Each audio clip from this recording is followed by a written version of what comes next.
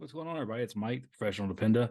Welcome to this week's episode. This is the first time I've had a guest on in a few weeks. Let's be honest, it's been the first episode that I've put out since last week, which was the first episode I put out in a month. PCS is tough, especially whenever you're trying to do stuff like this. PCS season can really get to you. So I was super excited to talk to Danielle. Danielle and I met on TikTok during COVID. Yes, the Professional Dependa has a TikTok. Talk a lot about whiskey on the TikTok. That's kind of what I do on there. That's that's how it started, and that's how Danielle and I met. We both bonded over our affinity for bourbon. And then my family and I were in Nashville hanging out for the 4th of July one year, and I was messaging with her back and forth, and she was like, "Hey, if you're going to be coming by here on your way home, why don't you swing by?" And so she invited me and my family to her house to hang out. She didn't know who I was, but we clicked instantly. Our families got along wonderfully, and she has been one of my favorite people ever since. I love talking to her. I love bouncing ideas off of her, and I really enjoy learning about whiskey off of her. So this is the first time I've ever heard her actually speak about her experience as a military spouse. In a way, her and I path to being military spouses, if you will, was very similar. Both of us were married to our spouses before they joined. Her spouse joined right after 9/11. I think Kelly and I were still dating at that point. I think we had just started dating. No, we started dating after 9/11, like right after 9/11. So anyway, so timelines are shifted, but the path was the same. She had been married for a few years, and before her husband joined. We had been married for a few years before Kelly joined. So paths are very similar. I've never heard her tell her story before, so this was very interesting to me. It was a great time talking to her. We actually talked for over 2 hours, and I shortened it down. I took out like the first 30 minutes of it because it was just her and I just talking, because she's such a great person. I love learning from her. I've learned more about bourbon from her than I've learned from pretty much anybody else. She's incredibly knowledgeable on the subject, and she had a lot to say about being a military spouse and what they went through back in the day, for lack of a better term. Anyway, sit back, enjoy. If you're listening to this a little bit later, maybe grab a bourbon, because that's what we should have done. Anyway, y'all have a great time. Listen to this episode, like and subscribe. Cheers, y'all. My middle one, she is going to school. She's going to college for engineering. She's going to mechatronics. And so she got to meet a bunch of nerds in her field that are going for basically the same major. Right. And so she's really, really excited. And she got all kinds of scholarships for. That's great. Yeah. Awesome. You want to know what she got? There's the Charlie and Hazel Daniels Veteran Center at MTSU. Okay. It is the most amazing program for veterans that are entering back into school from it's amazing. Anyway, so Juan went through that whole program. He knows everybody over there. So he brought Isabel and to meet everybody, and they offered her a job there while she's going to school. So she'll be able to study and work at the Veteran Center while she's there. But she's like, "Oh, well, I applied for the Marine Corps Scholarship Foundation." And they're like, "Well, good luck, because we've never seen anyone get it." I'm like, how have they never seen anyone get it? You know what I mean? Right. You know that there's Marine Corps veteran kids that go there. She got it. $5,000 scholarship. That's great. I know. And so she couldn't wait to tell them. And they could so, oh, you've never seen anybody? Now you have. Now you have. Yep. So she's really excited about that. And then she got a bunch of other grants and a couple other scholarships. So she is actually going to be getting paid by the VA to go to school every month. Hell yeah. I mean, what? That's great, man. I know. She's such a good kid. So I love it when good kids win. Yes. I love it. It makes me so happy. I know. So we're really excited. And there was a lot of tears. Happy tears. Sure. Absolutely. Weekend before last. So yeah. Anyway, Emma is not doing that, but we got her. So this actually feels like a great place for us to lead into our conversation. Now that we've been chatting for a half hour, which I love, because as I've said many, many, many times, you are seriously one of my favorite people on the planet. I'm not just saying that. I feel the same. You are seriously one of my favorite people.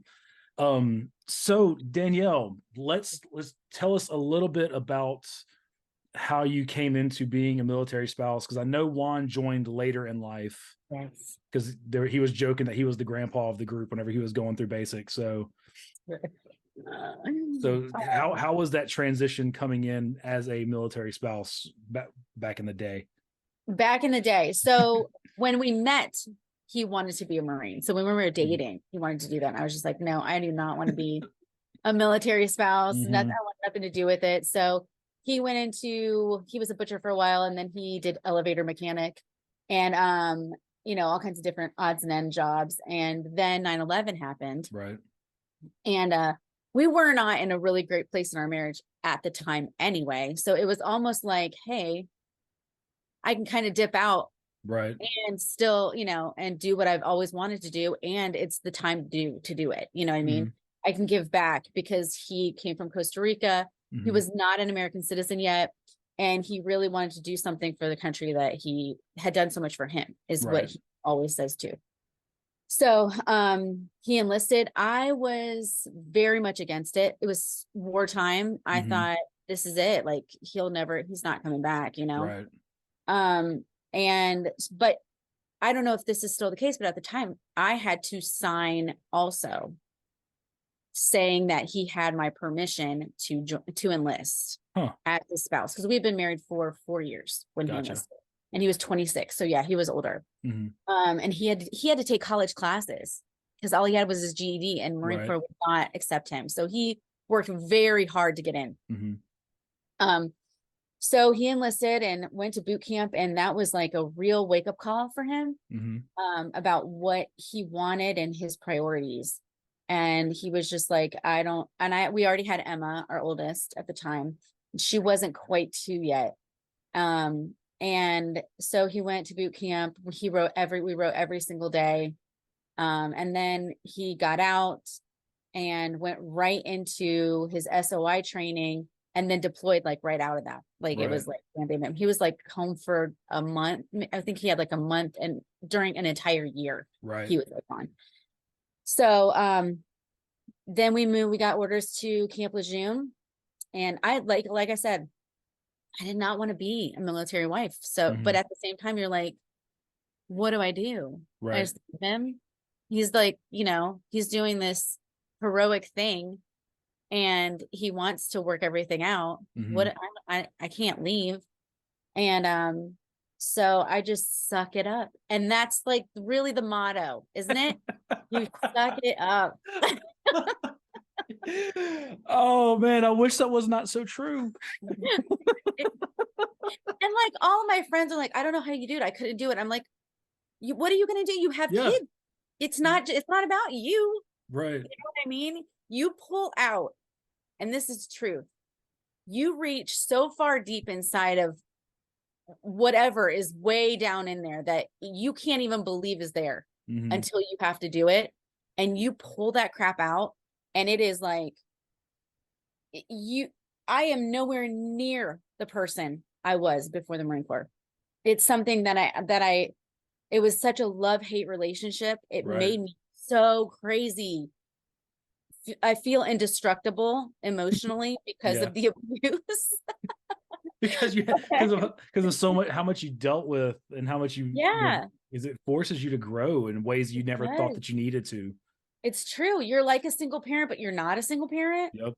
And I mean, there were like pros and cons to that, as far as being able to make decisions. Because I couldn't contact him about every single thing I needed to do, especially when he was deployed.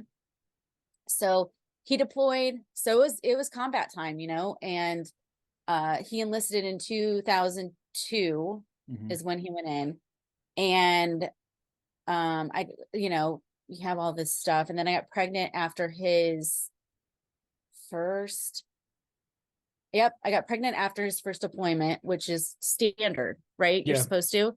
Yeah. I think that's in the military spouse handbook. It's not in my handbook, because obviously that can't happen for me, but I'm pretty sure in the WISE book, that's after first deployment, you get pregnant. Have to get pregnant. All your friends get pregnant at the same time. Yeah. So then by the time you're like halfway through ish, they're doing workups for the next deployment. So then you get to have a baby by yourself. Yeah. Which happened. But you also have all these other women that are going through the same thing. You know what I mean? That kind of helped a lot because no one can understand. Yeah. Other than the other military wives. Like the things you go through, like I would tell my sister stuff and she'd be like, you know, this is not real life, right? You know, these stories. You're like, no, like, it is real life because I've lived it. Stories. I had Isabel in 2004 in Florida, which was the biggest mistake ever, to move away from the base. If you know how there are things that people say, if you could do anything over again, you know, what do you regret? That is a regret. I wish I had not moved away from base. I wish I would have done it all by myself rather than I had a family do with me, because there was no one understood. Like every time a car would pull into the driveway, I'm freaking out. Your heart would stop. Yeah. I mean, it's horrible. And I'm pregnant having to deal with all this stuff. Right. It was just so much stress. I didn't know, like I would go 2 weeks without talking to him. He was in Fallujah. It was like really heated wartime. And of course you would get like the key volunteer. Do they have those? I don't know if they have those. Yeah, they call it key spouse. Yeah, okay. They would call and they would be like, oh, you know, we have an update coming in, but we can't tell you, you know, and you're just like, these are going to be people that I know. I know that we're losing people I know. And it was just devastating. And of course, all the time we would, you know, that saying goodbye to him when I was pregnant, which, you know, they just prolong it. They're like, okay, everybody, we're going to load the buses. And then it's like an hour later. And we're still saying goodbye and they haven't loaded the buses and you say goodbye like 4 times. But every time you say goodbye, you're saying goodbye like it's the last time you're going to. And not a lot of people know that kind of a goodbye, you know? So, anyway, and so I think we lost 24 guys that on that deployment. Cause he was in 1-8 at that time. And they were just grunts, man. They were just corporals. I mean, just, and it was rough. And then when he came back, Isabel was, you know, she was still a little bitty. She wasn't quite, she was like, oh, she was 4 months old when he came back.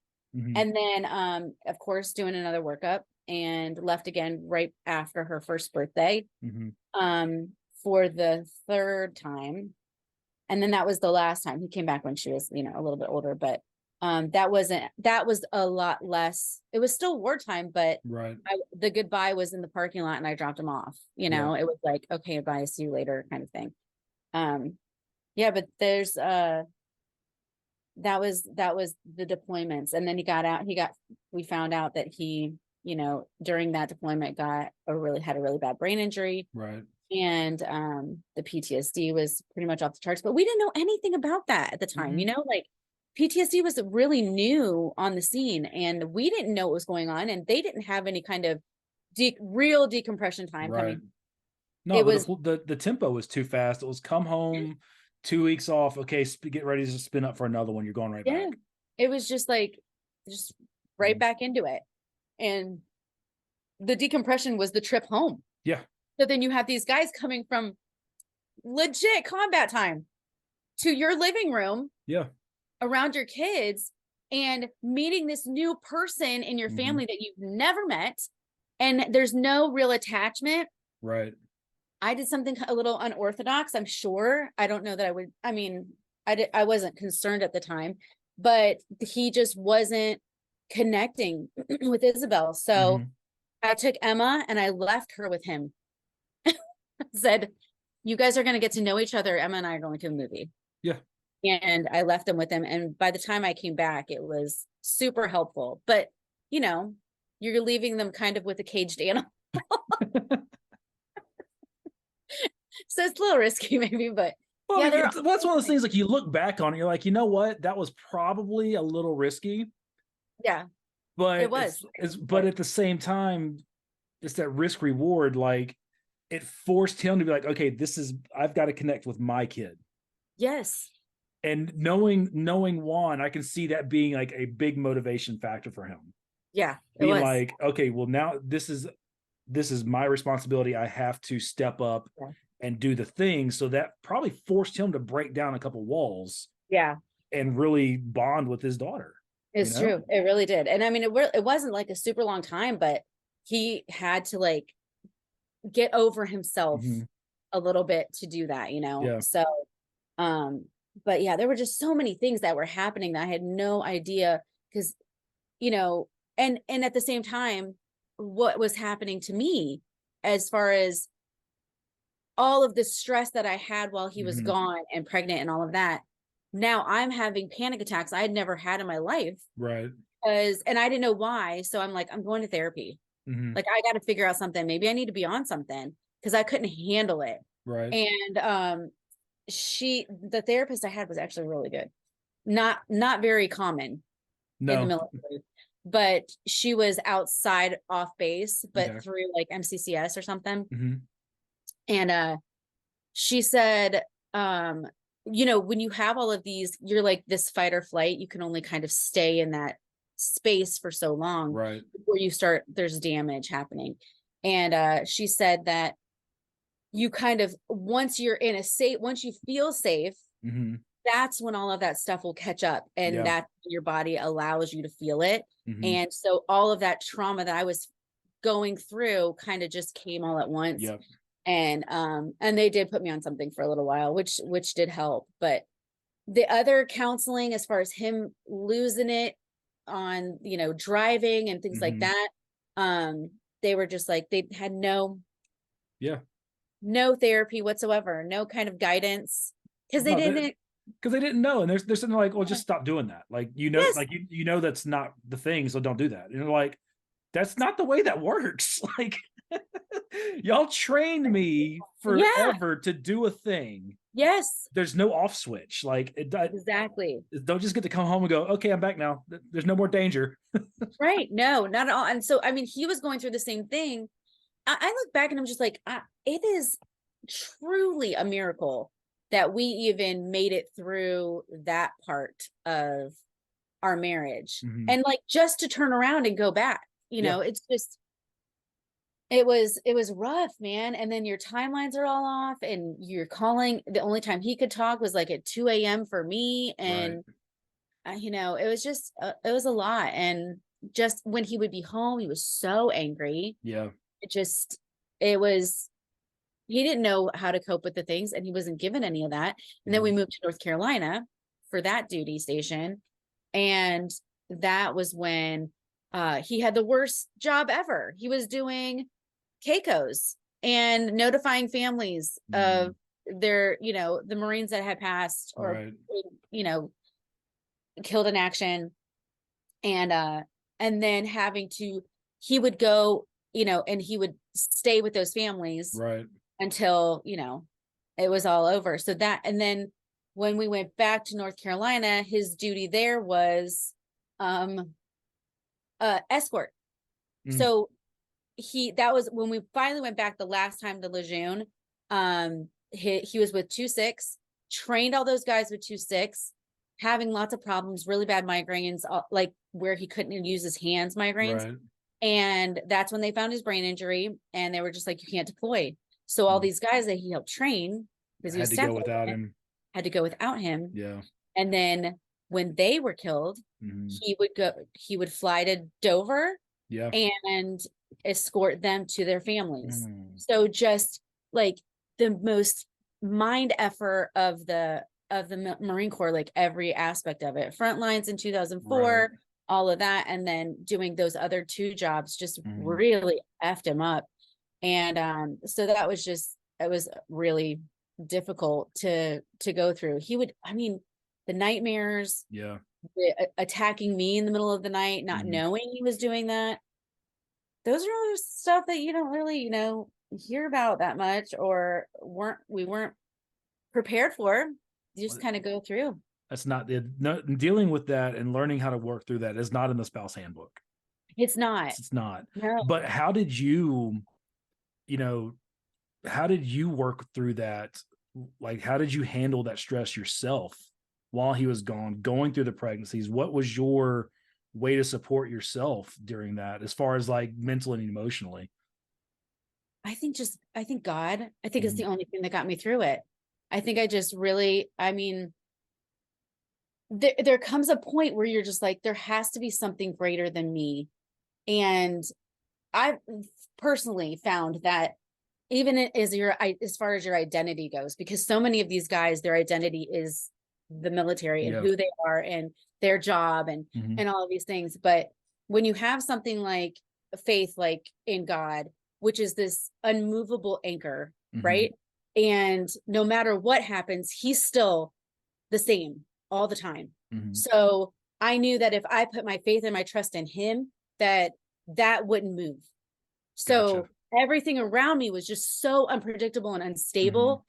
That was like an anchor. And so that is what I leaned on. That's all I can say. And so when he was getting out, it was just he didn't know what he wanted to do. He didn't know who he was. And so many of these guys don't know. So what do? They start drinking. They turn to drugs.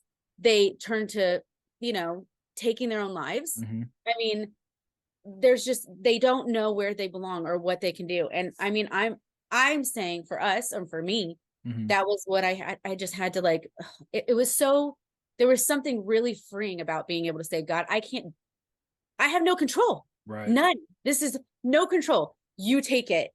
Whatever you need to do, you take it. And so there was a lot of freedom in that and a lot of peace. And I mean, I would highly recommend, really the only thing that I could. But that's great though, because everybody, with the amount of people that we know and that we've come across, we've met people from different religions, no religion, everything. So, I've got a really good friend. Her name's Heather. She's actually in the middle of a PCS right now, but she's extremely religious, and that is how she gets through everything. Yeah, it really was. She had on the matter of fact, on the front end of this PCS, they had a bunch of stuff happen there was no way she could control it, and she was just like, okay, I'm reaching out in faith and putting these are our needs. Please help. And because she is who she is, all of her needs got met. It's crazy. And that really is, so it's really the story of it. You're like, you think, I mean, I think it's almost like, thank you for being there. Thank you for, I know, and this is another thing, I know he loves me more than anybody. I know he loves my kids more than I ever could. He gave them to me, but they're his first. I've dedicated my children to him. So when things happen, I'm like, God, you love him more than me.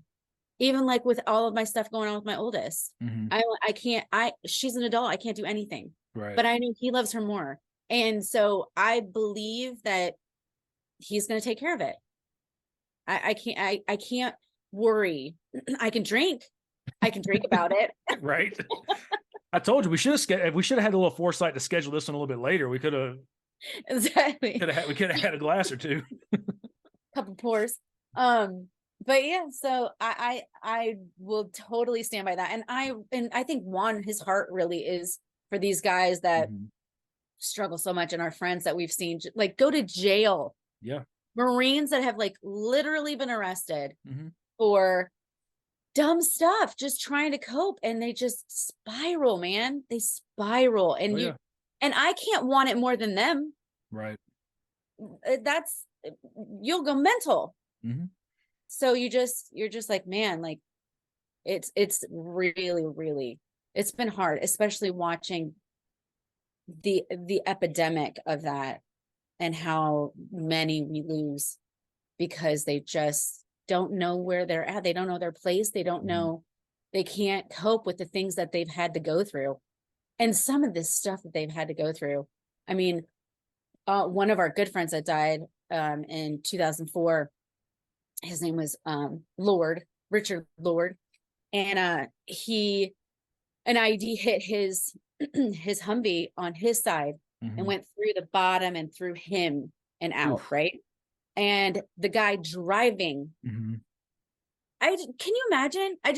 I can't imagine you're the person that drove over this and killed your friend. I can't, that kind of stuff like just really messes with me, how you could ever You get talk about past. survivor's guilt, like that is Ugh. amplified by 100 because, and it's not like he had anything to do with it. He had no No, ideas you had there, no idea. Of but course not. that guilt rides with these guys. And the what ifs, Yeah. like I wish I would have. Mm-hmm. So when he got out, he went into border patrol, Okay. and but never Mm-hmm. fixed or got anything, no Right. help. And his wife, bless her, um, she would call all the time and just be like, I found him in a different place in the house, Yeah. curled up and just sobbing. And they just have, it's just so, I mean, I wish some of them would really get the help they need. But then again, what do you have? You have the VA, right? Mm-hmm. These jokers have never been through any of that. They've never had to deal with any of this stuff. Yeah. And so they don't open up. Like when he would get more angry, when they would have him go through like these PTSD clinics and things like Mm-hmm. that, where he would have to talk stuff out. And actually we went to one of those, and 2 weeks later, one of the guys that Juan served with here Mm-hmm. took his life in the car at an intersection with his wife. Just done, reached in the glove box and did it. And I mean, it was 2 weeks after starting that. I think that Right. all this stuff gets kind of churned up, Yeah. and then they don't give them the right stuff, to the right tools Mm-hmm. to cope with it. The best thing the best kind of therapy that Juan's ever gotten is just being around Marines he served with and talking about stories and talking through the things that they saw and that they went through. Well, And because that's that release though, yeah. because they know there's no judgment. Mm-hmm. They know the people they're talking to get it. Yep. And they know that I know some people say they hate this phrase, but they know that's their safe space. Yeah, totally. And that's like, I'm a big time advocate for veteran service organizations, because I think so many of these fellows getting out, and the ladies too, they get out, they get close to the end of their time, and they don't know who to connect with anymore. Right. They're like, no, I'm not working. They're like, I'm not in anymore. Who do I connect with? And I, I know the VFW is sometimes looked at as like the good old boys club where people just sit around and tell stories and drink beer. But I know that a lot of the VFWs are trying to change that image. Yeah. But then there's a lot of other organizations out there that are trying to get people out and get them to connect. That way they know, hey, there's other people out here that, maybe they weren't in the Marines. This guy was in the Army, but he saw some stuff too. Or, you know what? She was a medic in the Air Force. She saw some stuff. Like there's that shared connection of, okay, well, you may not have been in the exact same spot, but you understand. Exactly. So I'm a huge advocate for VSOs. Yes, me too. I love the VFW. I mean, my one signed up, but he hasn't really gone to any of them because they're kind of, what's the word? The one here is really super pushy. Mm. And so Juan just kind of reels back about that. But I do think there's so many cool veteran places. Like there's a veteran owned bar here, and they just get together and tell their stories. And I think there's something very healing about doing that for them. I've got a buddy in Alaska, and he was in the Marines. He said his biggest claim to fame in the Marine Corps is that he made it to E6 in one enlistment and then got out. I said he's his biggest claim to fame. It's really important. He was like, he's a grunt. He'll tell you straight up, like he did really bad things in the name of our country and was paid to do it. So in 4 years he made it to staff sergeant? So he did a 6-year enlistment first off. Oh, 6 year. Okay. Yeah, he did a 6-year. Still, that's impressive. He's a good dude. But honestly, like a lot of what you were just saying, he went through, like he got out in insane levels of PTSD, was going through the VA PTSD treatment and got hooked on opioids because that was the medication they were giving him. Yes. Well, then they were like, well, you should be better now, so we're not going to give you this medicine anymore. So he got then hooked on heroin. I mean, this is how it goes, right? This is how it goes. And then so him and I were talking, and I was like, well, how did you get off heroin? He said, you're going to laugh. I was like, probably not. He said, started smoking weed. Oh, I was like, way okay. better. Yeah. I was like, okay. He said, whenever I was smoking weed, I was able to think through the anxiety wasn't there. And I was able to think through some stuff. And he's like one of the biggest cannabis advocates in Alaska. Oh yeah, that's awesome. I love that. And he's like him and Juan would get along great. Like because Pearson is just a phenomenal dude. He's a freaking giant though. He's like 6'7" or something. Like he's Dang. freaking mountain of a man, but he's a giant teddy bear. I wish so bad that Juan could smoke some weed. It's not legal here, but and like, you know, his job and stuff, they test for it. But I just think it would just the anxiety level. It's gotten so new developments with the anxiety, wanting to control bedtimes. Okay. So like not so much with the kids. Kids always kind of go whenever, but my bedtime. So 9 o'clock he goes to bed and he wants me there. And I'm like, I'm 4 to 7. I don't have a bedtime. Like, you know, but he gets so upset if I'm not in bed. Is it just that comfort of having you there? Yeah, I think it is. I think it's just, you know, it's comforting for him, but at the same time, like I'm not tired. Right. I used to going to bed when I'm not tired. But I do think it's some things maybe resurfacing or it maybe there's an anniversary of stuff coming up. Like I know his birthday was an anniversary of, you know, being hit in Iraq. He was blown up on his birthday while he was in Fallujah. And he got a big old his lieutenant who was in the truck with him, they're like brothers. And he wrote an award for him on the back of an MRE box. Did you see it when you were here? It was hanging up. I think I did see it. I think he pointed it out. Yeah. It was on Jambalaya, the Jambalaya MRE. Yeah. I remember. Like, I remember that now. So, yeah, he wrote all like this whole award of Juan, like what he did during that firefight. It was like really bad. But the anniversary of losing Lord is always, but I never know when that's happening. And sometimes he doesn't even know. Right. He just knows that he's getting anxious. Isn't that strange? And then I'm like, why? Something's going on. Like, what's going on? Is something happening? Is something coming up? And then he'll think about it and then he knows. And you know what I mean? Then that kind of, but I wonder if a lot of military guys go through that, where the anniversary of something major happening tends to make them a little more anxious or worked up. You know, I know pretty much every person I know that was in anything heavy. Yeah. They can tell you almost down to the minute. I bet on different days of what stuff was. So it absolutely is a thing for sure. Yeah. So whenever y'all were transitioning out, and Juan was getting out, what was one of the first things you realized you missed about being the military spouse now that Juan's separated? Is there anything that you look back on, you're like, man, I really missed that about being a military spouse? There are a few things, but I mean, they probably aren't the things that people would really think about. Living on the air station for as long as we did, I missed the air traffic noise because I got very accustomed to sleeping with that, you know, going to sleep with that noise. The sounds of freedom. Yes, right. Exactly. So, and it was like all night. There was some, you know, noise all night long. So at first it was hard to adjust to it, but then it was hard to adjust after, you know. Right. I missed the security of it. Like you know that you're going to be taken care of, like no matter what, you know what I mean? You kind of have this safety net in a way. And I missed that a lot.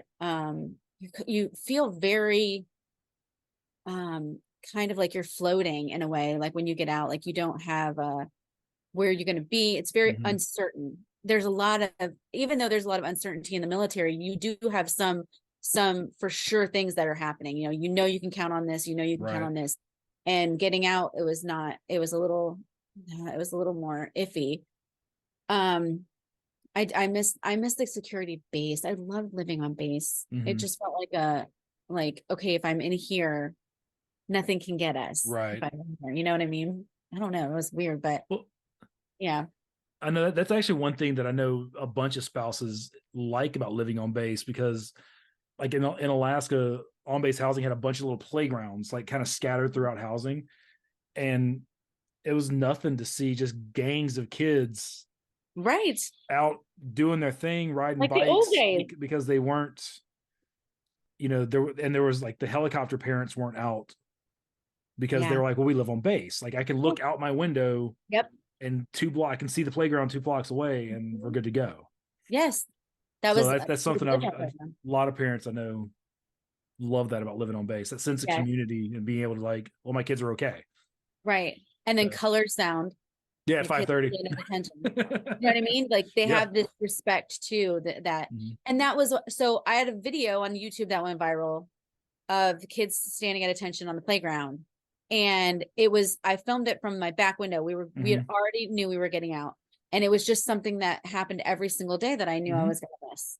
And so, and sometimes we'd be like, let's watch them and see if they do it. Right. Are they going to try to get out of it? Then yell at them through the door. You better stand at attention. You hear colors playing. Vaughn would yell out, colors, like really loud. But I mean, this occasion they sure did. They stopped and they were on the swing set. They stopped swinging and they turned and they stood at attention until they were released. Not a lot of kids had ever learned how to do that, So I knew I was going to miss that. Yeah. And I mean, it was on. Chris Matthews, he's on CNN or something. Hardball with Chris Matthews. I remember seeing that video and then you being like, yeah, that's my video. Yeah, that's my video. Like a couple years before that. I was like, wait, what? I know, it went crazy, which was great. The Marine Corps Scholarship Fund used it as one of their promotional videos. So nice. It's kind of really another really cool full circle moment for Isabel. Yeah. Juan enlisted after 9/11. She was born on 9/11. Right. While he was fighting in Fallujah. And then now this is another little full circle moment that I didn't really actually realize until now. But see, I mean, that's pretty awesome. It is. It's really awesome. So yeah, those are the things that I think I miss the most. I miss the camaraderie. Like we're all kind of going through the same thing at the same time. I miss that. You don't have that in civilian life where you're all going through the same thing.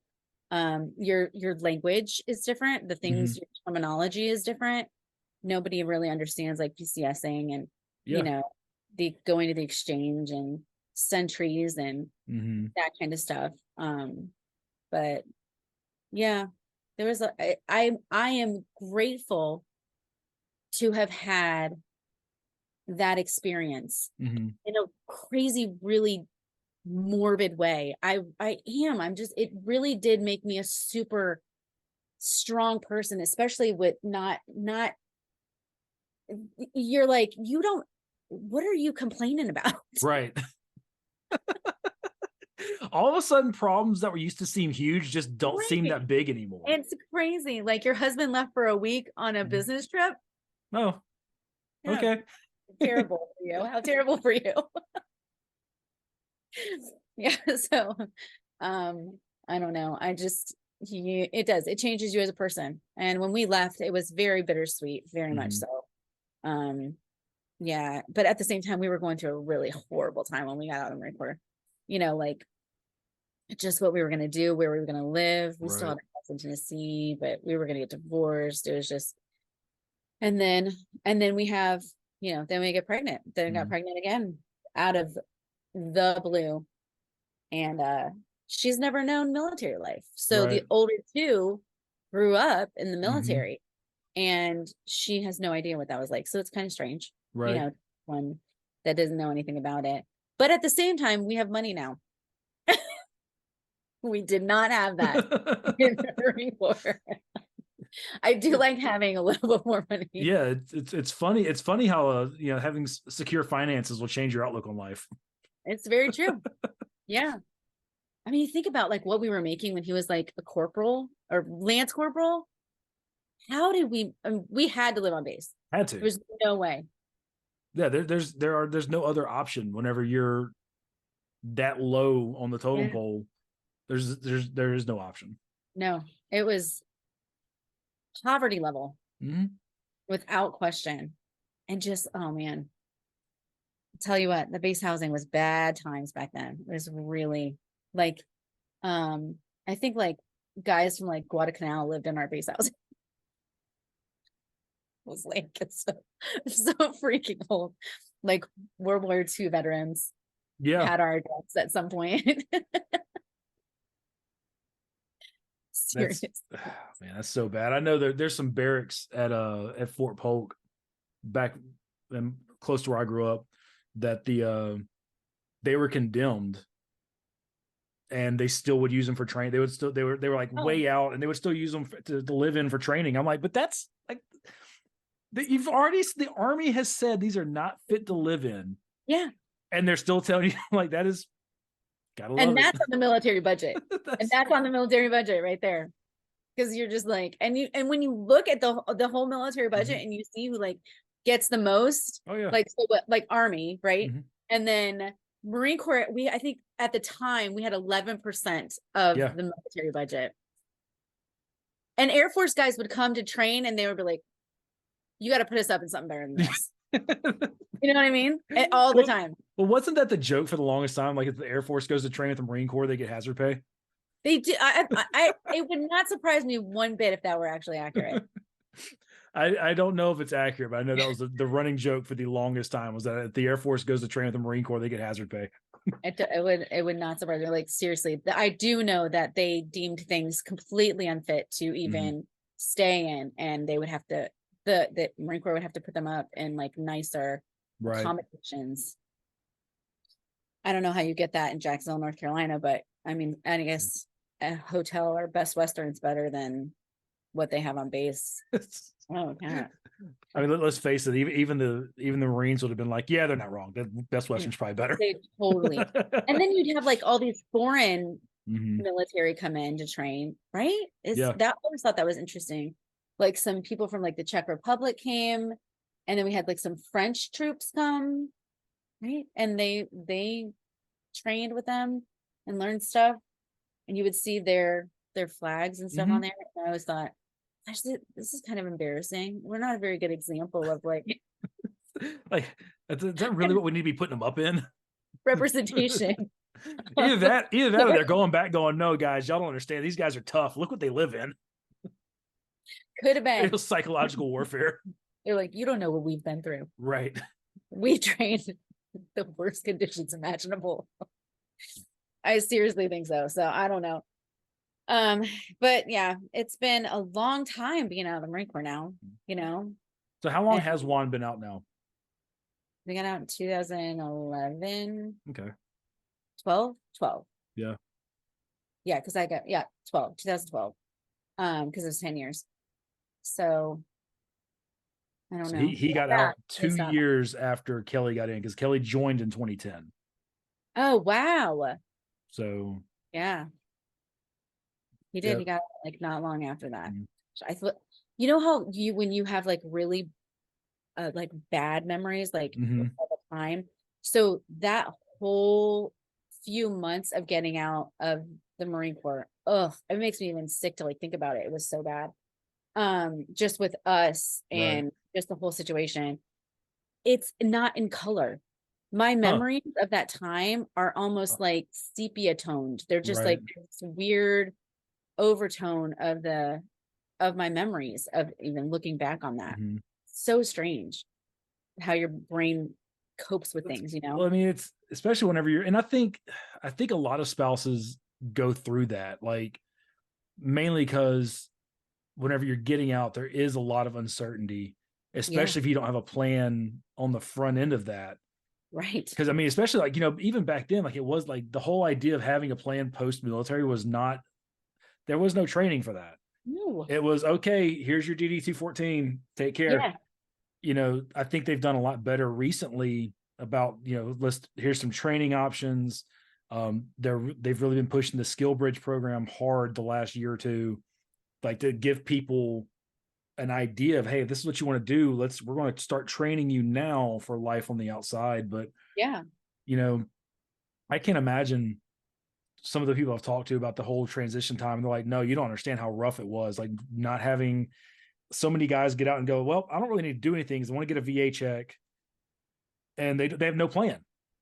No plan. No plan because at all. Really, you should already service connect all your stuff before you even get out. Mm-hmm. If you want to get anything like that. And most people don't do that. And they don't tell you. Mm-hmm. And I feel like it's almost just criminal that they don't.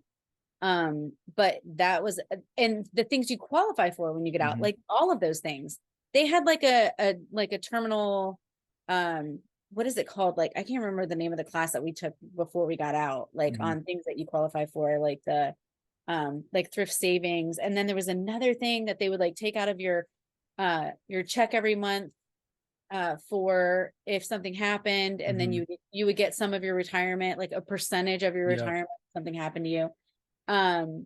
So we were just like, there was one guy that came in and said we should do it, and then like an hour later, the next presenter was a guy telling us we didn't have to do it. Right. Like, can y'all at least like, can you believe? Can we get some cohesion here, please? Like something. And then fighting for your rating. Mm-hmm. How do you fight? How do you do that? You know, I think that they don't give you classes on that. We had to fight for an entire year. We had to go to DC. See, I'm actually glad you brought that up, because that was going to be the next thing I asked you about. I remember we talked briefly about it whenever we came to your house. But how did that process even start? Like for y'all to actually have to go to the nation's capital. Yes. For Juan to get the care and basically the benefit he had earned from getting blowed up. That's that they were not giving him. He put in all his paperwork. He got all of his physical done and everything else. And then you submit that, right, to see what your rating would be. And it was like, okay, we'll give you a medical, like just release, right? Just to leave, and we'll pay you this much. And this is your rating. It was like 30%.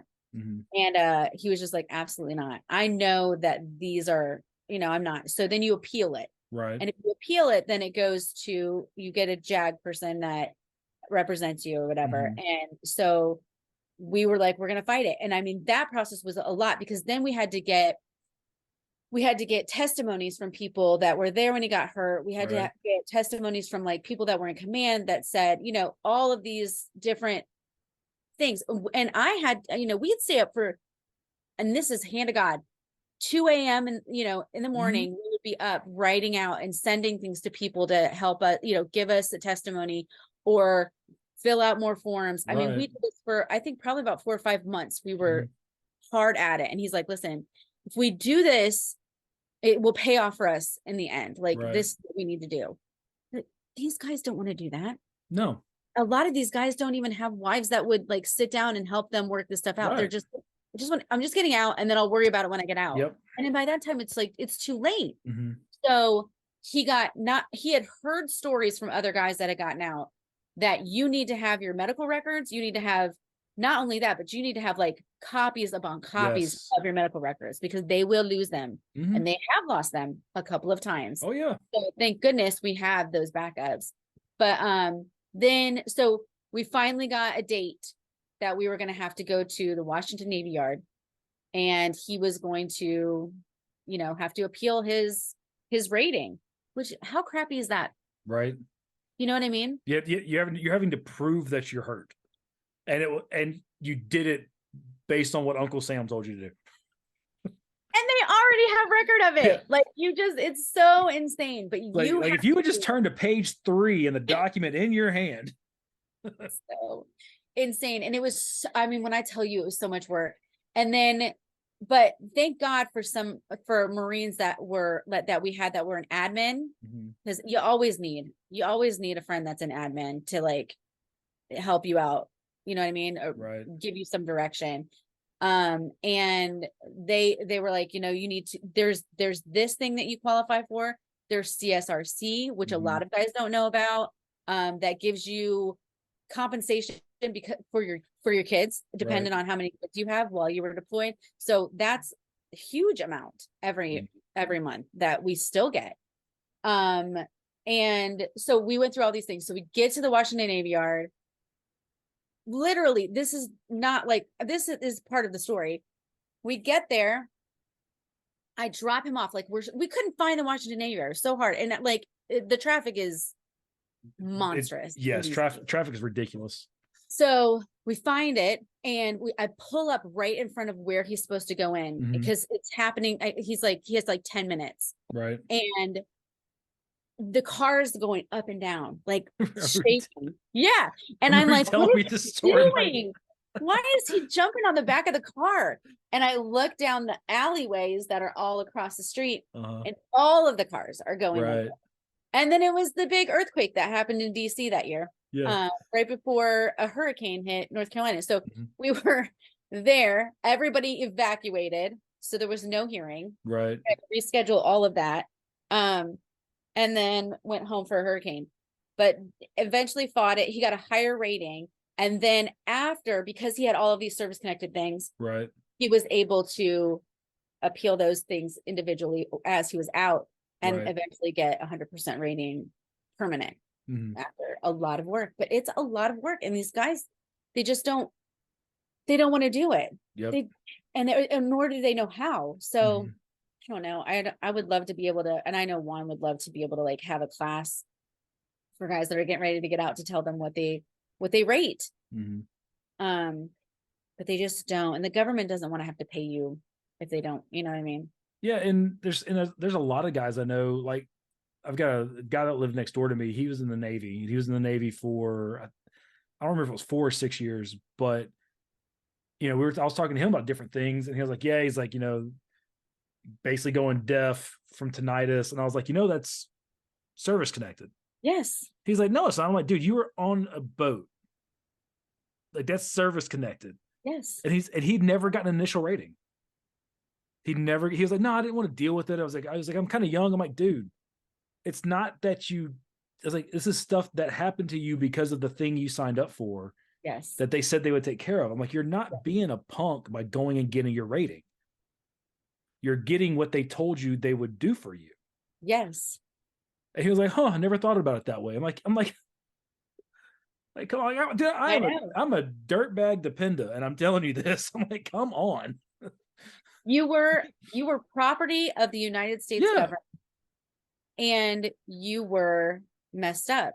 And so they are responsible for trying to fix the property that they messed up. He was a rescue swimmer for the Navy. And I'm like, dude, come on, man. The list is never ending. Yeah. And honestly, there are some things that they can't actually test you for that you can rate, like erectile dysfunction, and the tinnitus is always one. So there are a few things, even back pain and stuff like that, and that you can get. But I'm just telling you, man, they'll try to screw you every which way that they possibly can. So get yours. Yeah. I've got one of my daughter's best friends, her dad is basically advocate's probably about the only word that really fits. Is he helps people go through their records and basically help them prove, yes, the things that I'm saying happened to me actually happened to me, and help them get the rating they deserve. Because they'll be like, oh yeah, they gave me 30%, and they're looking through the medical records like, dude, this is 80 at the least. Yeah. Like, so granted, VA math is a little complicated. It is a little complicated. It's a percentage of the percentage that you're left with. Right. You know what I mean? But it's worth it. Put in the work, and it will be worth it in the end. Like, you'll be able to live, and it won't be as hard. Like, I don't understand how some of these guys do it.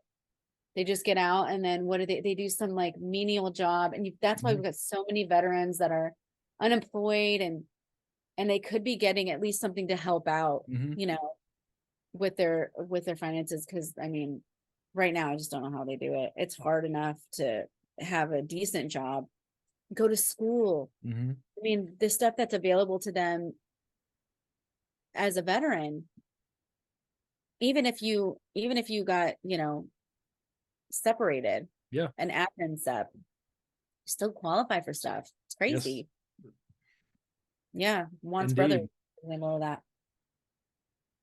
Okay, Oh, man. so that's your life as a military spouse. Yes.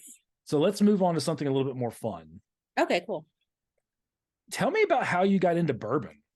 Oh, I love Because that's how we initially met. We initially met because of bourbon TikTok, and then through our you know because we were both military spouses, we connected on that, and then when I saw your name, the professional defender, like it sent me. I'm like, I have to know this guy. Definitely has a sense of humor about it, because I had heard Dependa before, but I had never heard all of the other horrible names for Dependas until just this past year, when I was called some of them, which floored me how mean people can be. Like, even now, like I posted something the other day on Instagram, and they're like, oh, well, it's obvious. Look at, she wears her husband's rank. His rank's not in there. It's not in my name. But the fact, I mean, I was a military spouse for a long time. I think I can say that, Yeah, 100%. Yeah. Oh, so how I got into bourbon. Juan was very into craft beer. Okay. And getting growlers, and really, he loved beer, stout beer. And then one day his throat started itching really bad. We didn't know what it was at the time. And then the next time he was drinking beer, it happened again, only it was worse. And he's like, I don't think it's the beer. I'm like, how about like we don't mess around with it? Like, you're gonna have to stop, or like switch to like hard ciders or something. Yeah. And he tried again, and it got scary to the point we almost had to go to the hospital. So we're not doing that again. Like a reaction to the yeast or something? We think maybe hops. Okay. He's never had like an allergy test to like totally find out what it was. Although I think he still should, because we have to carry EpiPens now just in case. But a friend of ours, we had two friends that were big into bourbon. One guy named Jerry, who we went to church with, and then our old neighbor Mitch. And we'd get him bourbon for his birthday. And we got him, I can't remember, the first year we got him just like maybe Angel's Envy, right? And then the second time for his birthday, we got him Angel's Envy, right? Because we're like, oh, it's the pair. And he's just like, and his wife was like, have you ever had this? She's like, no, I don't drink whiskey. This is like 4 years ago. Okay. And she's like, oh, you have to try this. And I'm like, okay. So I smelled it, and I was like, oh my God, that smells amazing. That was the rye? It was the rye, Angel's Envy rye. Because it's rum finish. Yep. So it's a little on the sweeter side, but it's still 100 proof. So it's got some heat on it. And so Mitch was just like, let me teach you how to drink it. So I hear all these people all the time, like, how should I drink whiskey, or how do you drink whiskey? Like, however you want. And that's kind of a little misleading, because there is a proper way to drink it, as far as like not shooting it, what I mean? Getting all the flavors and actually experiencing the whiskey. Yeah. Right. Like, if you want to mix it or put water in it or whatever, that's different, but at least learn how to drink it first. Yeah. That's that I think that's the best way to do it, especially for women, because a lot of women aren't big bourbon whiskey drinkers. I mean, this community's still kind of small. So he taught me how to do it. He taught me how to nose it first, and then and what kind of the things that he was picking up, and I would kind of see if I could pick that up. And then I took a little sip, and he's like, you want to do it tiny sips, just enough to like numb your palate. Yeah. You want to like prep it a little, and because it's always straight alcohol. Straight, like you're gonna get ethanol. That first sip, it doesn't matter. I don't care what you're drinking. That first sip, you're like, oof. Yeah, it's gonna burn just a bit, and you want to be able to prep it like that. So I did that, and I was like, oh my God, I love this.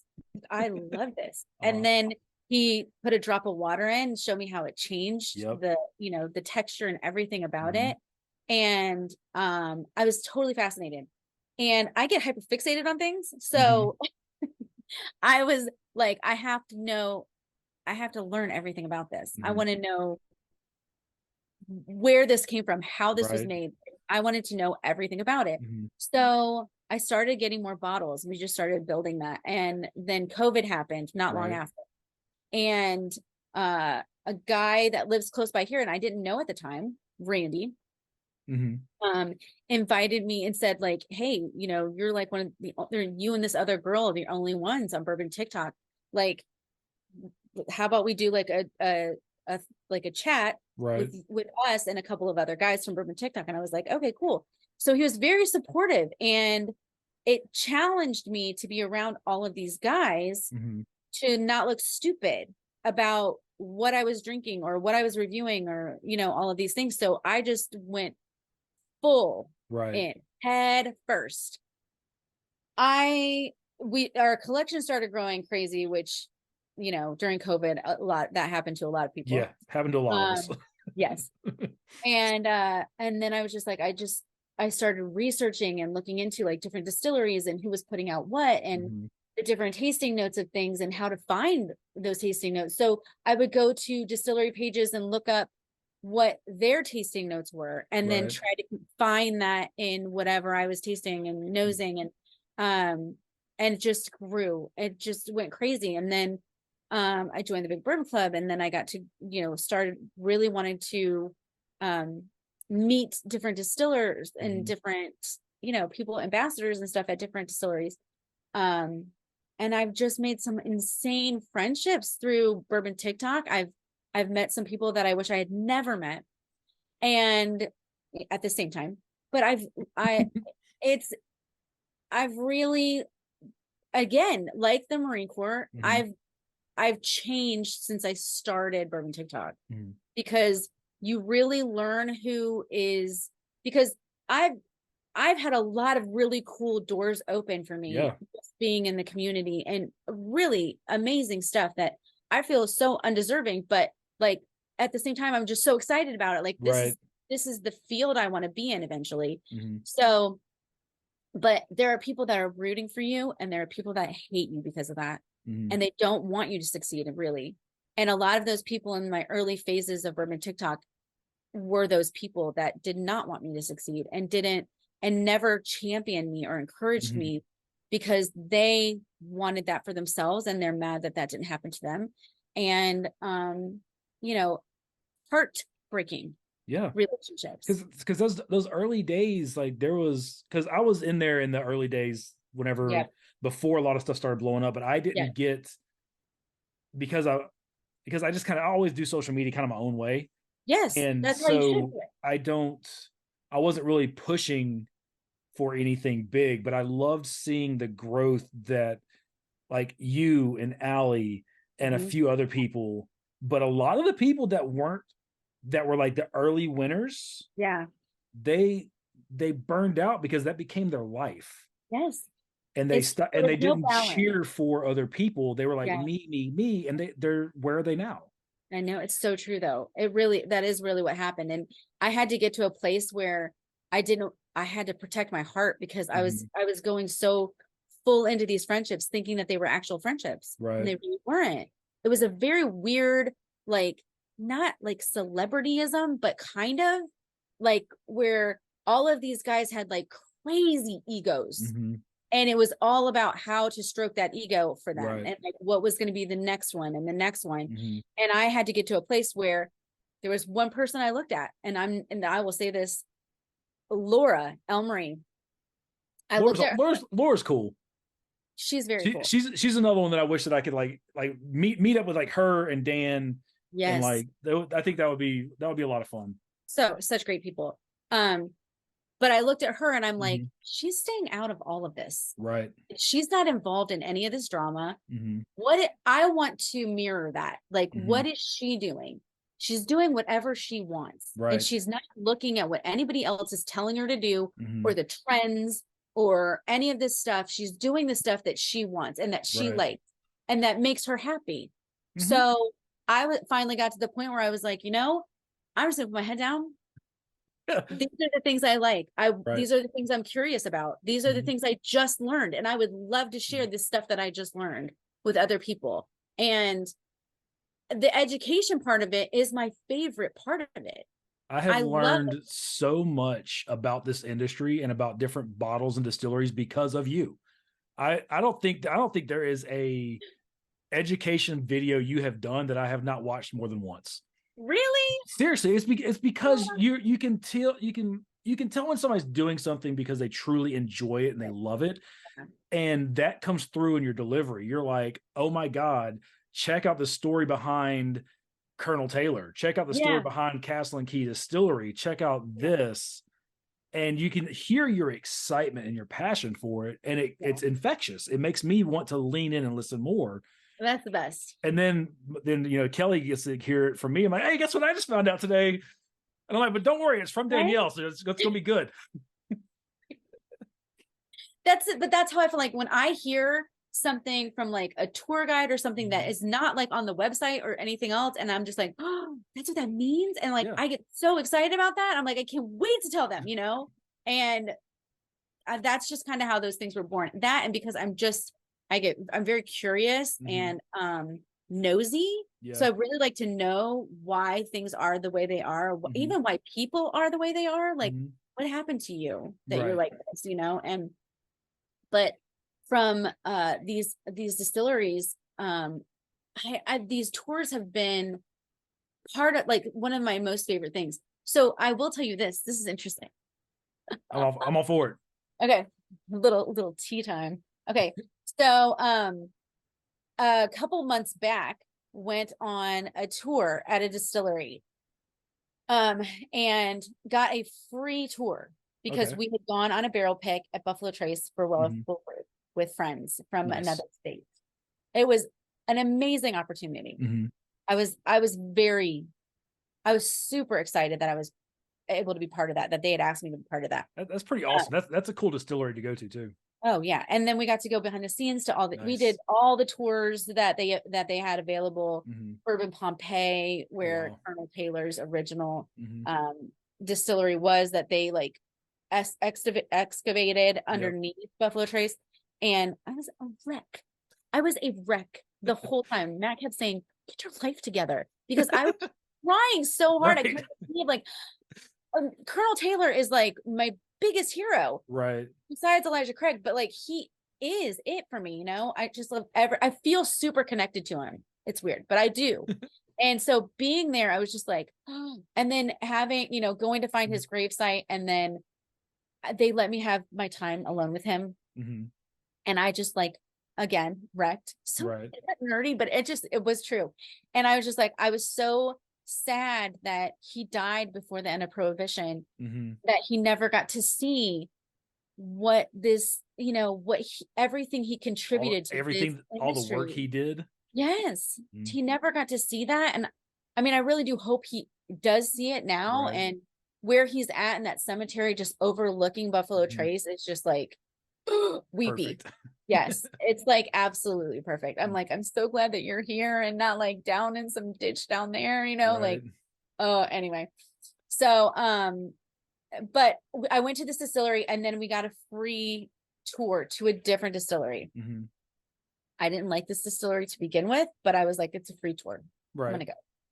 I had beef. I had lots of beef. I don't understand the hype of it, the whole thing, because I didn't say anything about the whiskey. I just was talking about the tour. You probably already know what tour I'm talking about. It was my smash or pass video of this distillery. We'll just say Lichters, right? Okay. So, anyway, went there for a free tour. It was, all of us were just like, this is awful. Like, why is this even a thing? Why is this even a tour? We couldn't figure it out. And we all agreed. We were like, we will never recommend this to anybody. It was just that bad. And then the offerings that they gave us for the tasting at the end were just like all their shelfers, which are, for me, just overpriced. For what they are. Whatever. People love them. And I'm like, I don't understand. Are you getting paid by them to say that? Because I don't.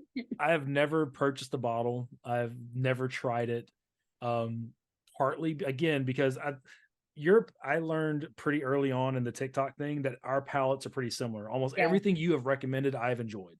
Yes, like it's partly your fault that I am an old faux ho. I love Old Forester. Oh my gosh, you can't go wrong. There's nothing from them that I have tried that I have not liked.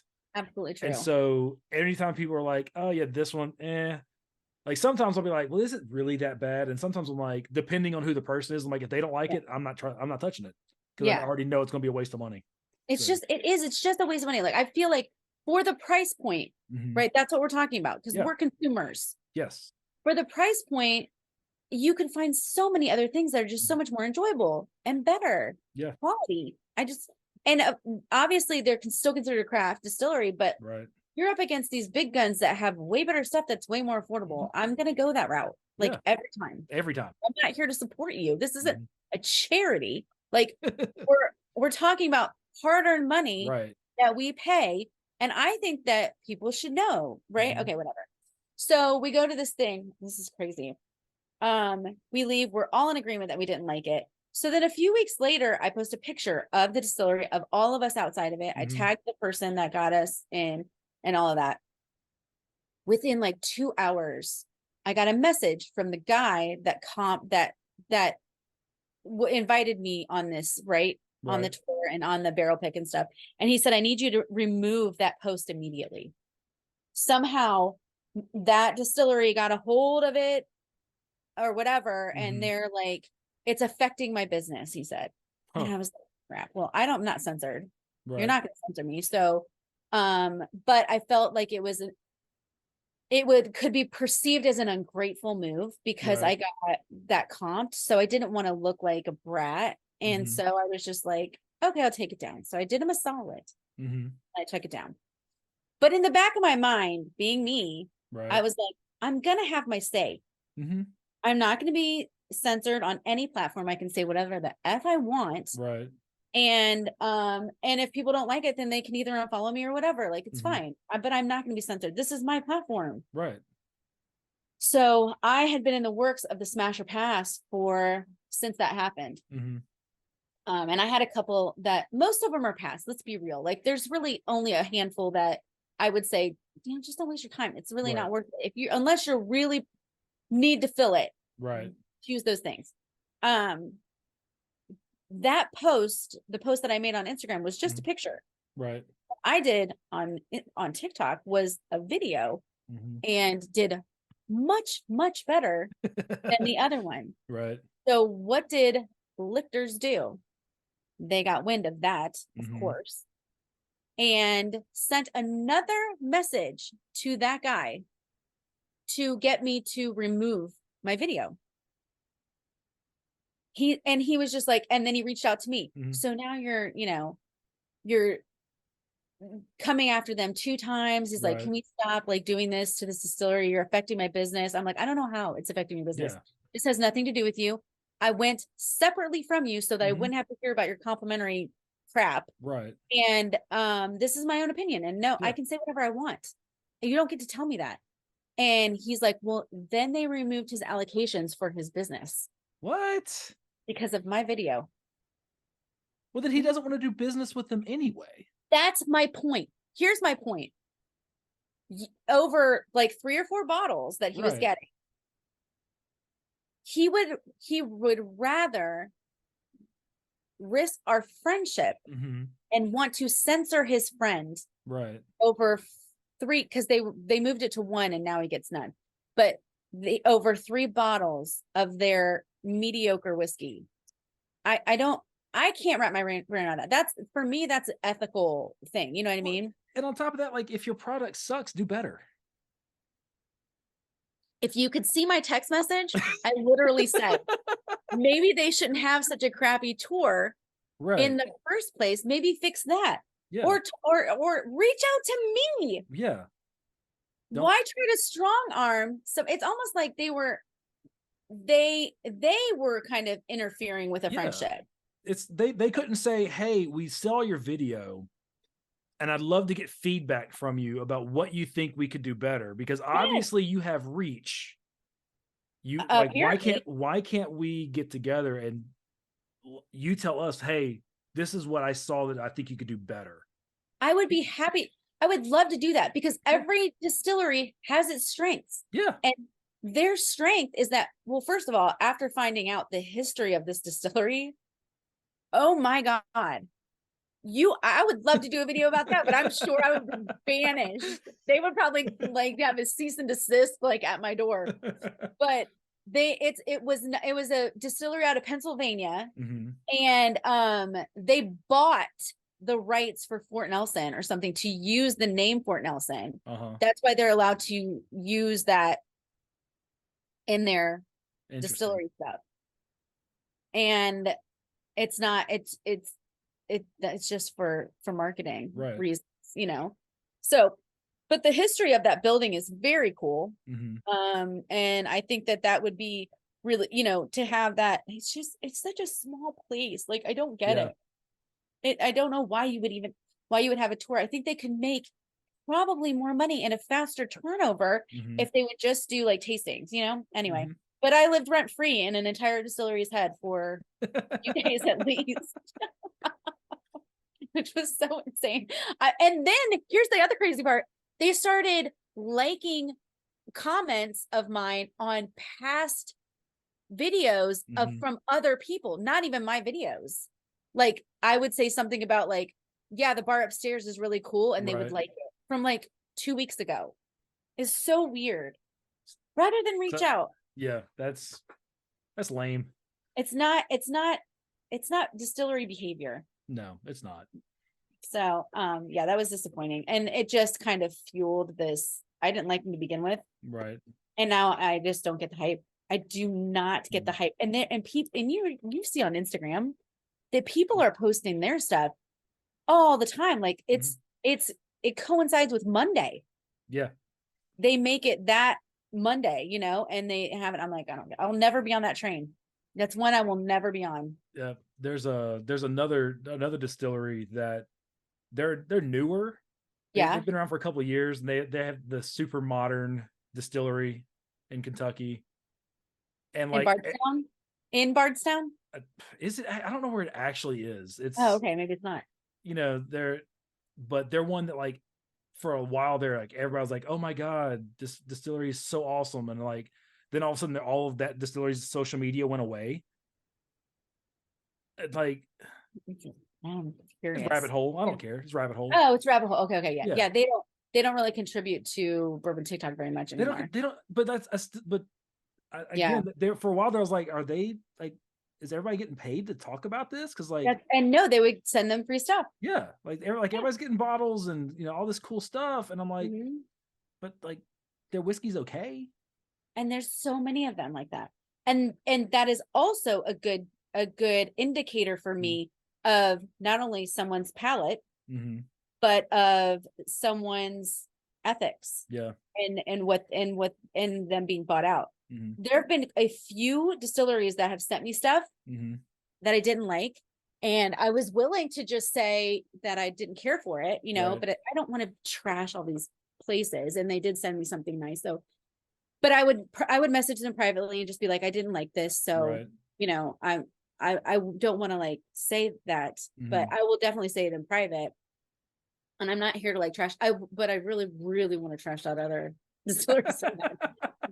I have to really rein it in.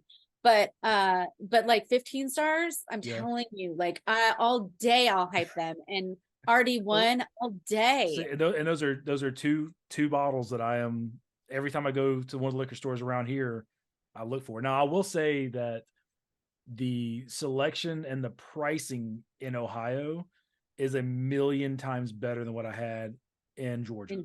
Yeah. Like there was bottles like Weller Green Label. Yeah. Nothing special. That's a $60 to $80 bottle in Georgia all day long. Matter of fact, the last time I went to go buy it, I had run out and I went to a liquor store in Warner Robins, and they had like 8 of them on the shelf. I was like, all right, cool. You know, let me grab one. Cause it's not one that I go looking for. Cause it's just Green Label. It's not that special. No, right. I was like, cool. I'll grab it, put it on the counter. He was like, oh yeah, we just got the Green Label. I was like, yeah, cool. He's like, that'd be $103. I'm like, excuse me? He's like, yeah, it's $99.99 plus tax. I said, no, it's not. Absolutely not. He said, well, you know, supply and demand. So it's going to supply itself right back on that shelf. Yeah, it is. I would pay $50 for it. No, and it's going all day for $50 in Kentucky. but it's so crazy. And the liquor store here, they do have it as part of their like allocation drop. $23. And I was like, holy crap! I'm finally seeing stuff at retail. I know. So, do you do the allocation drops at like Kroger? So apparently here, where I'm at, they still have to be at a liquor store. Yeah. They don't have it like in the actual grocery store, like Kroger or whatever. Yeah. But because Kroger had like a liquor store inside. That's where I went when I was in Ohio to get it. The Kroger here does not, and like even the Costco here doesn't have a liquor store attached to it. So I think it may be like a regional thing. Maybe, but there's a liquor store like a mile down the road from me, and they do an allocation drop every Thursday. Yeah. And I finally bought my own first bottle of Weller 107. I was super excited about that. For like MSRP ish. Yeah. No, there was no ish. It was MSRP straight up. I think I paid like $53 for it when I was up there. Yeah. Yeah. It was so great. I almost like cradled it going up to you know what some of them do? Like at Kroger that day, there was like a line. So we were like close to the first in line. And so we went in, I got a Weller 107, got back in line, and they would let you do that. They would let you this one won't. This one it's one and done on the indie allocation stuff. Okay. But I'll tell you a bottle I picked up, and I don't know if you've had this one or not, because if you may have it, but I don't remember seeing you talk about it. But the Von Payne. Saw that. Crazy. We met this guy at Kroger in the produce section. He was talking about it, and it's the one with black currant, right? Yes. I saw it. So that one dude Ryan was talking about it. And like he wasn't really saying anything good or bad about it. He was just kind of like showing off the bottle. Yeah, because I was like, I'll buy that for the bottle. Yeah, because that little gargoyle topper is super cool. Super cool. So the last time I went to the liquor store, they have like one bottle per transaction on allocation stuff. So I had, whenever I picked up the Weller Green Label, because it was $23, I was like, okay. And I was like, well, can I grab one of these other bottles? Because it was kind of like off to the side. I was like, is that one part of allocation or not? They're like, no, it's fine. And I picked it up. It's a little sweet. Yeah. It's like, so it's sweeter than I would like, but I think it would make a good old fashioned. Oh, maybe. Or Manhattan, because Manhattans are a little sweeter. But I think it would be a good mixer. But like just a sip on it, it's not bad, but it's just it's a little sweet for me. But the top is super cool. Crazy. Yeah. But it's $30. Oh, it's not that here. It's way more. It's like, oh, is it? I think it was like 60 something. But I don't know if I would pay that for that. I wouldn't. It's solid. For what I paid for it, it's a buy just to have, but anything more than that, no. I know. That's where you really have to find that spot. You know what I mean? And that's where, I mean, I have a video of my drafts where I went to the tank and I came out and I really have my deep thoughts after tank time. And I was just like, I don't understand why we can't say on our platforms anything negative about bourbon. Like it's very much frowned upon to say something negative. But I think people need to know like I said, we're consumers. We work hard for the money, and these are not cheap. It's not a cheap thing to get. No. Like on average, these bottles cost between like $80 and $100 if we're looking at good stuff anyway, you know? So, and that adds up. Quick. I mean, every month, a lot of people can't afford that. And we're out here buying bottles like crazy. I got in so much trouble this month for buying way too much, but so much trouble. But, you know, I'm like, we can't talk about these craft distilleries that come in here with this really young stuff. And they want to charge so much because they have so much overhead and getting this brand started. And yet that's supposed to trickle down to us, but we have to drink this.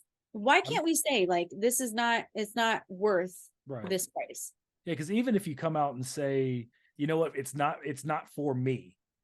Right. Then you still end up getting the fanboys in the comments. Oh, you just don't know what you're talking about. And every time I see somebody tell you there's like 3 or 4 y'all that like, if somebody's like, oh, you just don't know what you're talking about, I'm like, do they? Like, I'm pretty sure they know what they're talking about. Like, true. I was told this past weekend, we got to go to the Red Phone booth in Nashville, which was really cool. Yeah. It's like member only thing. And you have to like, and then members invite you.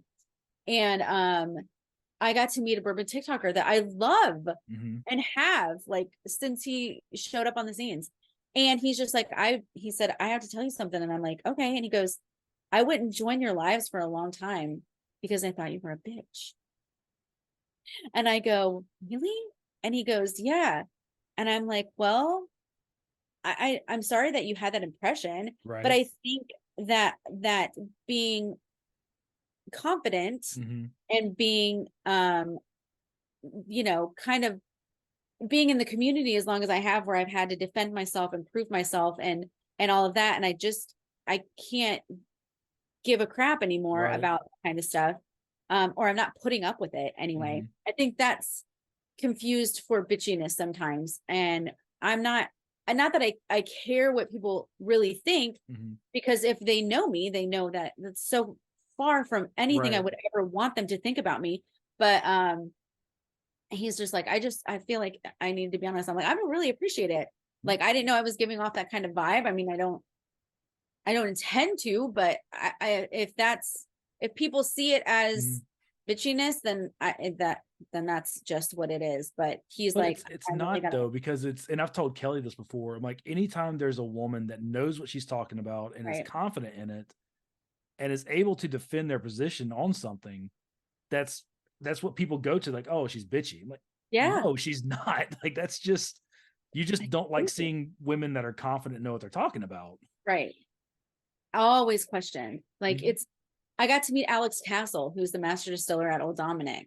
Oh, that's cool. And she's the first female master distiller in Tennessee since Prohibition. And just an absolute rock star. She's got filthy mouth, but like, just like, it's the most refreshing thing ever. Like, you know what I mean?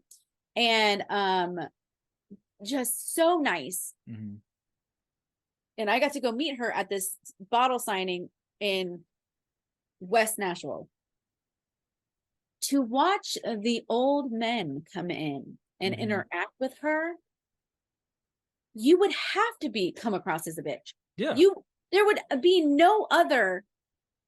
Like, I look at Jackie Zykan and people have accused her of that. And I'm like, do you know what she had to go through to get to the position she's in?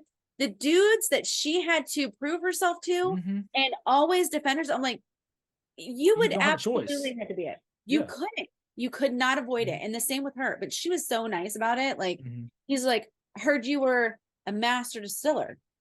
And she's like, yes, sir, I am. Absolutely. And he's like, good for you. And he like walked off. And I'm like, I couldn't believe it. But it's because she's like, yeah, I am. Yes, I am. Instead of the, oh, well, you know, it's like, yes, like just blunt and direct. Absolutely. Very much so. And she's killing it. I think she might be like, there are so many women in the industry that I really just want to get behind, but but some of the stuff they're turning out is just not for me. Right. And her stuff, her. She studied under Jimmy and Eddie Russell at Wild Turkey. And she's carrying over a lot of the things that she learned from there to Old Dominic. And oh my gosh, she's doing a whole research and development thing over there, which she's like finishing stuff and like beer barrels and different kinds of stuff. And she's just really knows her crap. And she's definitely probably my favorite. I might get to meet Jackie Zykan on Friday. What? Maybe. You know how she has that perfume line? Yes. So she's supposed to be doing like a promotional thing for her perfume line in West Nashville. So I'm hoping that she would be there for that. Yeah. And then I could sneak in under the guys. Right. This bourbon girl coming in. I love your perfume. So can we talk whiskey? I will be fangirling like nobody's business, because like, who really knows that about her cologne? Not a lot of people. So I'm wondering what the turnout would be. I might get to have like an Alex Castle moment with her. Where nobody really showed up. It was in the middle of a weekday and she was hanging out at a liquor store. I got an hour with her by myself. That's awesome. So yeah, I'm just like, these are the opportunities. Like, I want to pick their brain. I want to know like the stuff that they went through, and I want to honor them more than anything. Like, they're such heroes to me that I feel like they're really paving the way for people like me to get into the industry, and they did it at a time where it was a lot harder. It was a than boys' it club. is.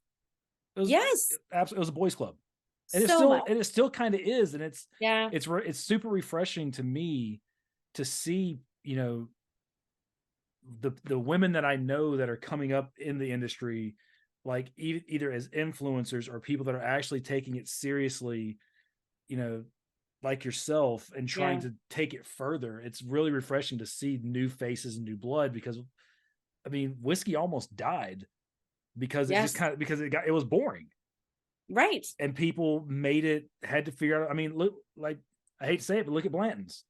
Yeah, Blanton's was a $30 bottle on the shelf, and then they were like, we got to market and hype this, and now it's 100 plus all day long, but the whiskey yeah. hadn't changed. It's still a $30 bottle, but Well, look at what they did. I learned this little nugget from Bernie Lubbers out of Heaven Hill, one of my favorites.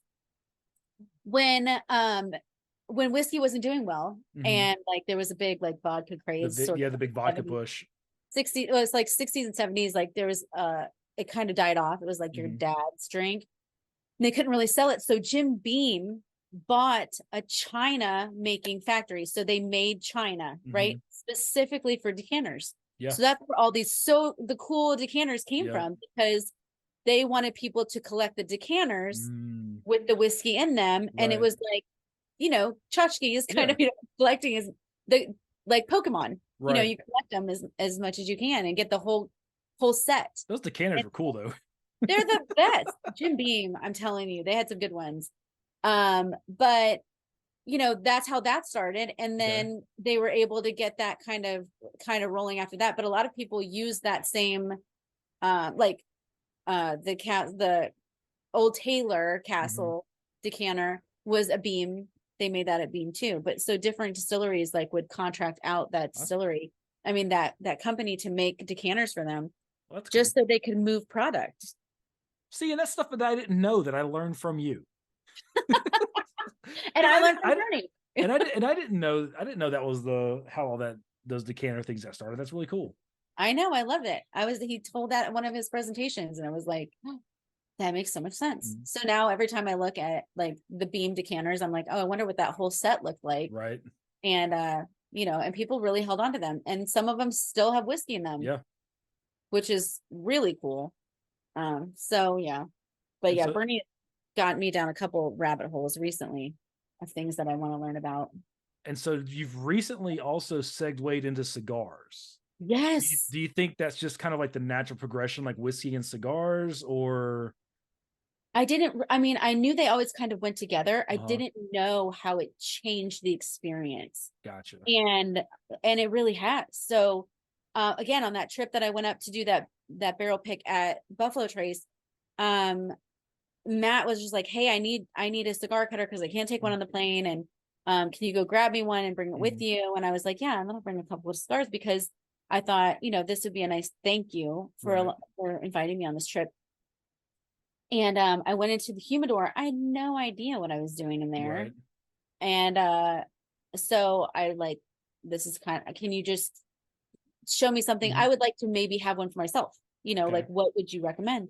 And he's like, the girls really love the Deadwoods. And I'm like, okay. So I think I got a Sweet Jane from Drew Estate, and I brought it, and it was raining, pouring the whole time. So never got to not smoke anything. And I brought it home, and then we had a bonfire one night. I'm like, I'm going to try this. I didn't even know how to I had to YouTube how to cut it. Like, it was like 4 or 5 months ago, cut it, started smoking it. I'm like, love this. Right. And it really complements what I'm drinking. Like, I'm able to get different stuff out of different notes. It changed up this experience that I was, so used to already. Right. With bourbon, like, you kind of know what you're getting into when you grab an old Forester 100. I know what it's going to be like. You know exactly what it's going to taste like.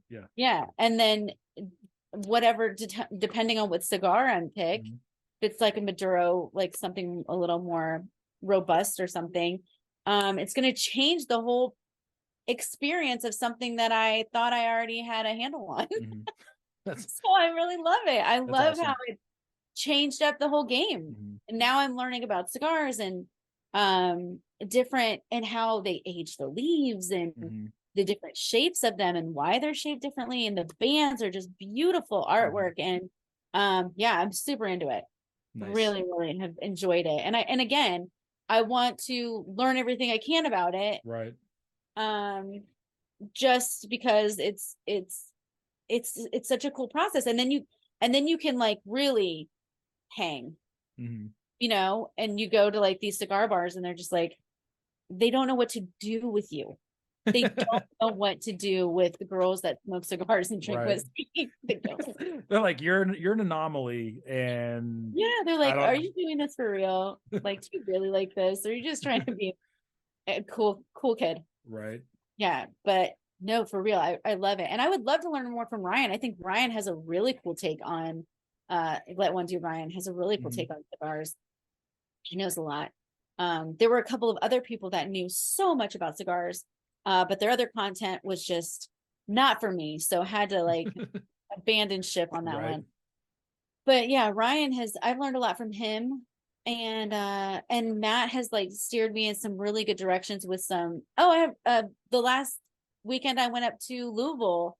My friend Tim, who works at Justin's House of Bourbon, he was like, "Hey, I have a lead on some really hard to find cigars. We're gonna go." And I'm like, "Okay."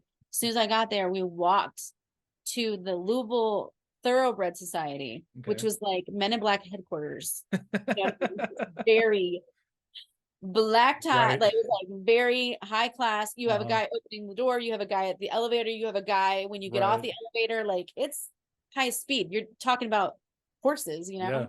Yeah.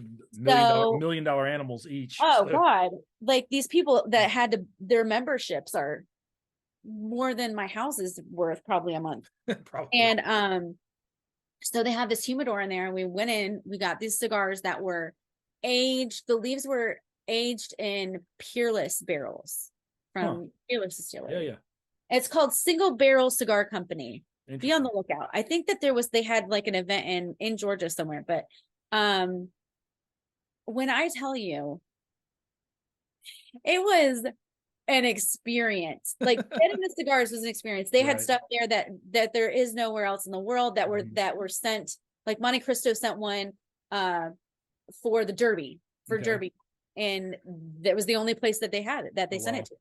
So I got one of those, and then I got a couple of others.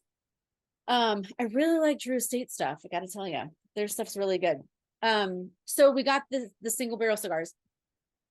Left that night, we went to the speakeasy at my friend John's house, and we all smoked the same cigar. Mhm. And I mean, it is like, you know how like with do you smoke Deadwoods? Have you ever had like the Fat Bottom Betty or anything like that? I don't smoke cigars. Oh, you don't? Okay. Mhm. So with the Deadwoods, usually in the wrapper, there's like this sweet sort of finish that you get like on Okay. the mouth. And with these cigars, the sweet finish is in the leaves, like inside. And so it's in the smoke even. And it was Right. just, and it's not overpowering or anything. Right. It was just beautiful. And they were a little spungy, but not like too So instead bad. of tasting it, it was like almost like in the air, and you were like Whole getting thing. the whole Yes, experience. Cool. it was delicious. They were freaking phenomenal. So I'm excited to try more of those if I can find them. But it was super funny because we had to go to that specific place to get them. Right. Our friend Edson that came over that night, he's like, I have to show you this cigar that I got. Like, you know, these are really cool. And he pulls out one of those cigars. And I look at Tim and I'm like, we look at this. And he goes, where'd you get that? And he goes, like, where'd you get that? Yeah. He's like, I can't tell you. And he's like, what do you mean? He's like, no, it's a secret. And we're like, what? So Tim pulls up on his FaceTimes the owner Oh, that's of funny. Single Barrel Cigar Company. Uh-huh. And he's like, hey, guess what? This guy just walked in here with one of your cigars. And he's like, where'd you get that? I can't tell you. That's It funny. was hilarious. Of all the cigars, you know what I Right. mean? There's a million of them. And that one, it was crazy. That's So awesome. that was super funny. And to watch his reaction was too, that he has like, that there are allocated cigars. Yeah. And there are people that buy cigars and flip them. just like bourbon. That's We're in the crazy. same, it's the same thing, really. And I had no idea, but now here But we now are. you do. All right. Well, I have kept you. I mean, I can sit here and talk to you all day because I love talking to you. I know we have lots to talk about. But I have kept you on here for you. Usually, I don't keep people on this long, but again, this has been great conversation. You and I haven't had a chance to sit down and talk in a long time, so this has It's been been a long awesome. time. I will still never forget. And this shows the kind of person that you are. And like people say you're bitchy, and this is a way I can prove you're not. Those are your words, not mine. Yes. It's like, but I remember a couple of years ago, whenever my family and I went to go visit our family in Nashville, and I'd asked about liquor stores. You're like, I can't believe Mike didn't ask me. I was like, oh crap, I forgot that you were that close to Nashville. And so then I was like, hey, I'm like, we're swinging kind of close to your place. Do you want to meet up somewhere? You're like, hey, just come to the house. Yeah. You had never actually met me. Right. You know, we've been mutuals on social media for a while, but you invited my family and I into your home. Well, I mean, there are people that you kind of get a vibe from. Yeah, and this is true, but at the same time, it's like you didn't know me. You didn't know Kelly. No, right. I was You didn't know my girls. You were just like, no, come over to the house. And somewhere else and drink. Just come to the house. And then it was so funny because me and you spent the whole time talking. Right. Yes. And then Kelly and Juan went off and did whatever. Like those two connected and started like hanging out and chatting. The like military people. Yeah. And we were just like, where are they going? Like, they're looking at the I love me wall. I don't know. And then our kids hung out the whole time. It was like, it's like our family had been hanging out for years, and this was just like a time to catch up. Yep. But that's the kind of person you are. Like, you're just that welcoming of a person that you're just like, yeah, swing on by. I would love, I mean, I've had so many people over like that come through, and it's like, I know, again, like you get that vibe, you get that feeling. Like I would totally 100% let them come over, you know? And I've just I have all of this stuff. Like I would love to share it. You've got some really cool stuff. Really, yes, with people that would appreciate it. And like this 15 stars, I'm like, I'm not just gonna like hand this out. Like it's gonna be, it's not gonna be like when people come over and just want to drink. It's gonna be people that my bourbon people that come over and can appreciate what this is really about. Because I mean, it's just, it deserves to be appreciated. Right. It's just so good. God. And it's a pricey bottle. But then again, like we were talking, it now looking at the quality of stuff, you're looking at like, okay, now you basically group it by like how old it is. So you go age first, for me, flavor profile, and then the mouthfeel, viscosity of it. Those are all the boxes I check to see if something is actually worth it. Right. It just is. It's an older age statement. So you're going to pay extra for that. Such is life. Such is life. So where can people find you, Danielle? If people are like, wow, she really knows her stuff about these different things, and she's really cool, which is all the stuff that I think, where can people find you? On Instagram, I'm USMC Bourbon Wife, and it's the same for Instagram and TikTok. Yeah. The US, and I'll tag that in the show notes so way people can find you easier. You don't have a YouTube, do you? I mean, I don't really post on it, but Gotcha. I'm trying to even think what that is. Even it might just be USMCB Fly, I think, at Yahoo. I think that's. I'll tag your Instagram and your TikTok stuff, because I know you're a lot more active on there. Definitely. But I have sincerely enjoyed this conversation. So fun. This was a lot of fun, and we went down some rabbit holes I didn't think we were going to go down, which is always a good time. Which is why I don't do too many show notes like ahead of time. I like to see where the conversation goes. Where it goes. Yeah. And like we have so much in common, being military and loving bourbon, you know. So there was a lot of things that we could talk about. Yeah, this could have easily been a 5-hour conversation. Oh, I agree, 100%. I could talk, honestly, I could talk about bourbon and history all day long, which is why I think I'll be in bourbon education in some capacity, probably. You go start being a tour guide or something somewhere, and I will come do tours. Perfect. No questions asked. I'll be there. Okay, deal.